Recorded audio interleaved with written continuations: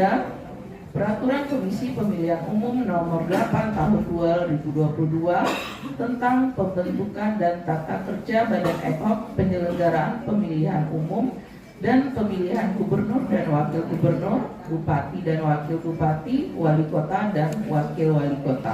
Koordinasi dengan stakeholder terkait yang terlibat dalam perekrutan KPPS Pemilu 2024.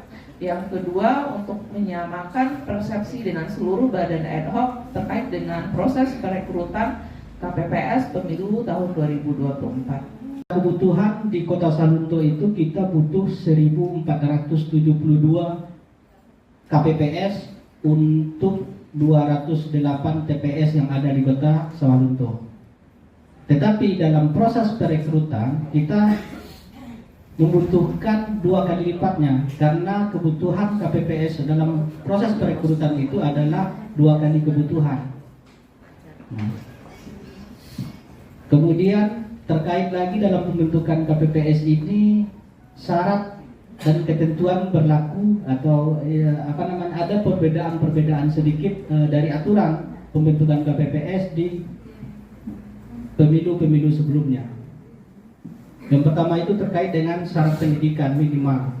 Kalau yang dulu itu walaupun syarat pendidikan minimal ke SMA, tapi ada syarat ada aturan yang membolehkan ketika seseorang itu atau calon KPPS itu masih sekolah tapi sudah berumur 17 bisa dengan surat keterangan masih belajar di tingkat SMA atau SMA. Tapi sekarang syarat minimalnya memang harus ijazah SMA. Kasih Sirekap ini kita membutuhkan HP, kita membutuhkan smartphone yang kemarin itu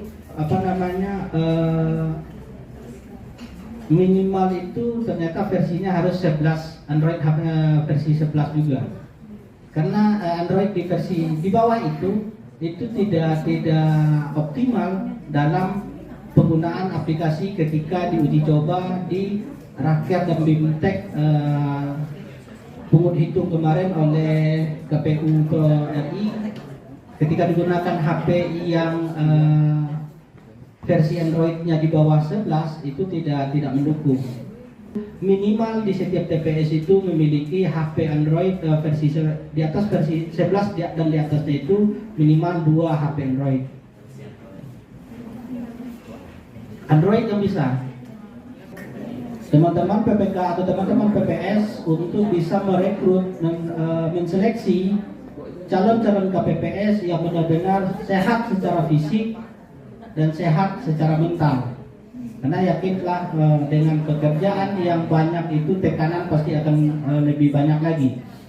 Dari kemarin itu diskusinya itu kesulitan untuk merekrut atau minat dari masyarakat atau untuk menjadi petugas KPPS itu rendah.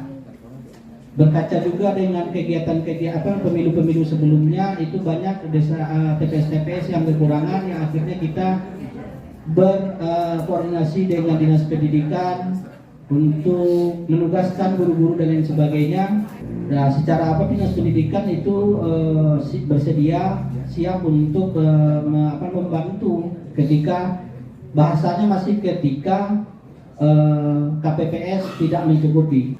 Dia telah bersedia membantu kita untuk mengizinkan para PNS-nya, para guru dan para honorer untuk ikut terlibat tenaga pelaksana di KPPS. Nah, ini alhamdulillah bagi kita nanti kita untuk merekrutnya. Artinya tidak ada arah melintang untuk tidak ada batasan untuk PNS dan honorer nanti. Nah, cuma perlu kita perhatikan nanti kalau ini kita mencari orang yang ikut terlibat di dalam partai, maka ini perlu kita sangat hati-hati sekali.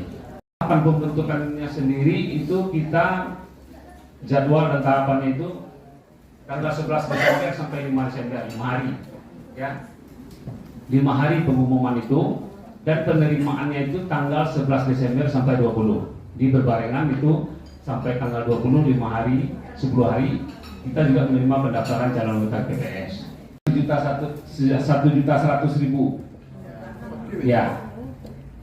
Untuk linmasnya 700.000. Beda ya mungkin dengan pemilu sebelumnya. Agak beda. Kuat nggak fisik seseorang yang mau mendaftar ke kita itu? Karena sebelum H-1 itu pasti udah bersiap menerima logistik, istilahnya pasti udah begadang juga. H+1 pasti begadang, istilahnya akan ada kekurangan waktu istirahat. Nah tentu pribadi masing-masing mengenal dong kekuatan fisiknya, dia sanggup atau tidak. Kalau kita bekerja tentu kita harus ada pengorbanan, istilahnya dua sisi, dua mata gitu. Jadi mana yang akan harus kita pandang? Di sisi pertama yaitu kita mengeluarkan duit dulu 120, ekonomi begini keadaannya. Kemudian tentu ada yang kita lima mereka. Nah, kemudian bagaimana sistemnya nih Pak ini pada Bapak rumah sakit? Apakah karena kita banyak atau bisa paket, apa nggak bisa nego itu harganya itu? Itu nego gitu kan? Nah, nego lah, karena kita ribuan ini kota Sawalunto Pak. Nah, nego lah Pak. Jadi itu harapan kami. Mungkin anak-anak kita banyak yang tamat SMA atau yang mungkin anak kuliah juga ada yang pas Pantarlih otomatis menjadi anggota KPPS. Namun ada salah satu pantarlih kami yang usianya sudah melebihi dari syarat. Itu satu, gimana solusinya Pak? Kemudian yang ingin saya tanyakan, untuk Limas, apakah dia harus mengurus surat kesehatan juga? Yang pertama mungkin tadi mengenai penerimaan, salah satu persyaratan penerimaan KPPS, yaitu suami istri yang ingin sama-sama mendaftar jadi anggota KPPS Pak. Dan suami istri tersebut juga sudah berpengalaman di pemilu tahun 2018, 2019 dan 2020 kemarin. Apakah boleh? Itu yang pertama.